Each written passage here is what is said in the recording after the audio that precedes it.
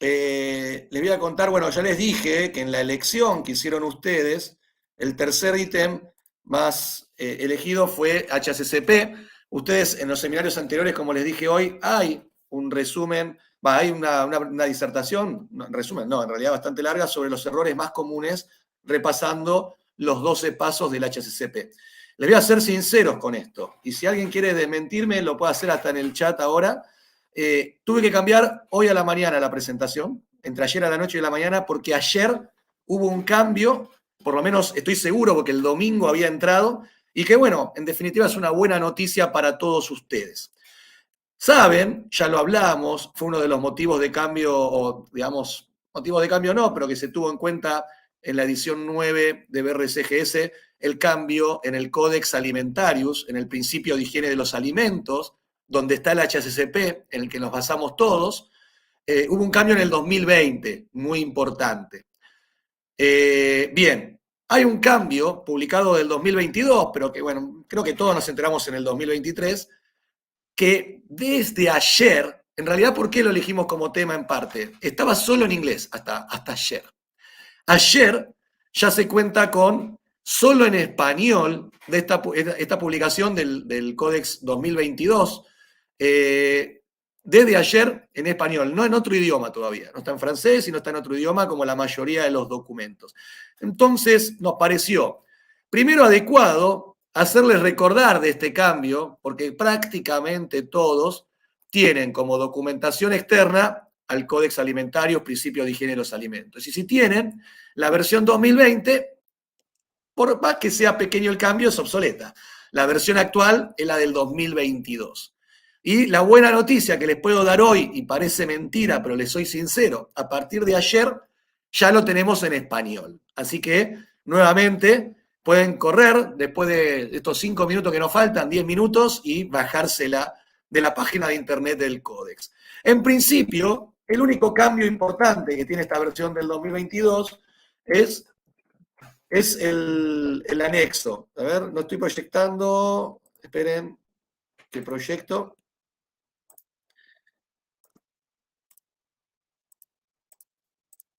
Ahí sí se va a ver. Como le decía, ¿no? Este es el título de la presentación. Cambio en el 2022, ahí indicado, pero le vuelvo a decir, todos nos enteramos en el 2023. Todos conocen ya que es el HACCP, como les dije, pueden ir a ver presentaciones anteriores. El HACCP tiene 12 pasos, 5 etapas preliminares, 7 principios, ¿no? Donde el principio 1, análisis de peligros, identificamos y evaluamos los peligros, y el cambio, y lo único que les voy a comentar, para que tengan en cuenta y que actualicen su documentación con este HACCP del 2022, está en el principio 2, ¿no? En determinar los PCC. Porque si alguno recuerda, un cambio que había en la versión 2020 es que se había sacado el famoso árbol de decisión que creo que usamos todos los que estamos en esto alguna vez en nuestra vida, y muchos siguen o seguimos usando, depende del esquema, ¿no? Bueno, se había sacado en el 2020 y el cambio que tiene esta versión es una inclusión de un nuevo anexo donde hay un árbol de decisión. Pero es diferente al que conocimos de siempre y que está en el Código Alimentario Argentino, por ejemplo, ¿no? Solo para repasar, el principio 2, la fase 7 de los 12 del HACCP, habla de cómo determino puntos críticos de control. Este es el requisito desde ayer, porque ya había hecho la traducción del inglés. Bueno, ayer le pegué ya lo que dice la versión en español. La norma ya nos decía que tengo que usar un esquema lógico, ¿no? Donde un árbol de decisión puede ser una buena herramienta, pero para nada la única a utilizar. Lo mismo dice la BRCGS y la FCC 22000 por medio de la ISO 22000. Nunca es obligatoria una metodología en cuanto a lo necesario para este principio 2. Pero, obviamente, cualquier base viene bien para utilizar o realizar alguna modificación y que se ajuste a lo que nosotros requerimos, ¿no? Este es, para que quede en la presentación, el requisito. Esto es lo que vamos a tratar de cubrir. Vieron que ahí dice, para identificar un PCC, ya sea utilizando un árbol de decisión u otro enfoque lógico, tengo que tener en cuenta estos 3 puntos, por decirlo de alguna manera, ¿no? si la medida de control no puede utilizarse en esa fase, si la medida de control puede utilizarse en esta fase, pero también hay una posterior que lo controla igual o mejor, por decirlo de alguna forma, y si está combinada esta medida de control en esta fase con alguna otra. Bien, el Codex sacó un árbol de decisión nuevo, que encima, algo nuevo también, lo presenta de dos formas, el famoso árbol de decisión y un cuadro. Así, el que lo quiera utilizar de esa manera, porque por lo general el árbol de decisión lo volcamos al análisis de peligros, digamos, y en donde cada peligro significativo, por medio del principio 1 de la evaluación de peligros, le hacemos este análisis lógico por, depende de la metodología, 4 o 5 preguntas, ¿no? En esta metodología actual, agarré la anterior, me parece. Esperen un segundo, les pido disculpas, que como les dije, y no les mentí, esto lo cambié ahora, y me abrí la anterior porque había estado mirando una cosa. Ahí está, perdonen, las figuras son iguales hasta ese punto. Y ahí di evidencia de que la presentación que tenía armada al principio era con la traducción no oficial en inglés. Es igual la presentación hasta acá. Acá tenemos la traducción oficial. Bien, este árbol de decisión tiene 4 preguntas, a diferencia del anterior. Y creo que es bastante sencillo. No, es bastante sencillo. ¿Es posible controlar el peligro en esta fase? ¿Está bien? En esta fase a un nivel aceptable por medio del programa de prerequisitos, por ejemplo, buenas prácticas de higiene. Si es sí, esta fase no es un PCC. Esta es una pregunta que allá les voy a comentar los cuidados que habría que tener. Pero si ustedes trabajan bajo el Codex, es una pregunta completamente clara, ¿no? Si yo en esta etapa controlo el peligro con un prerequisito y lo controlo de manera confiable, no es un PCC.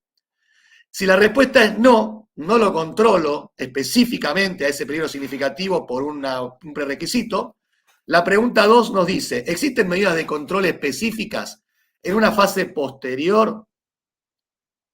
No, perdón, en esta fase para controlar el peligro, o sea, como que esta fase debe estar diseñada para controlar ese peligro. Si la respuesta es no, esta fase no es un PCC, y ahí termino, pero algo que a veces quedaba con duda, y está buena esta aclaración en la norma, en este esquema, la fase posterior se debería evaluar, la que controle este peligro, para hacer un PCC. La pregunta 3, que deriva de si existe en esta etapa, yo para cada peligro significativo me paro en esa etapa y evalúo, ¿existe una medida de control específica en esta fase para el peligro significativo? Sí. En una fase posterior, ¿se prevendrá o eliminará el peligro significativo o se reducirá a un nivel aceptable? Si la respuesta es sí, lo que nos está indicando este esquema es que, bueno, la fase posterior debería ser un PCC. ¿Está bien? Ahí ya no queda ninguna duda. Salvo que la etapa posterior lo controle en menor medida que la actual. Pero por lo general, yo puedo tener un imán, posteriormente tengo un detector de metales que controla el peligro significativo identificado en el tamaño adecuado. El PCC puede ser el detector de metales. Si la respuesta es no, o sea, en una fase posterior no se prevendrá o eliminará el peligro, bien, ¿esta fase la va a prevenir el peligro? Sí, esta fase es un PCC, que ya habíamos dicho en la pregunta 2 que existe una medida de control. Y si esta etapa no va a prevenir o eliminar el peligro significativo a un nivel aceptable, tengo que cambiar el proceso, porque evidentemente no estoy controlando ese peligro significativo.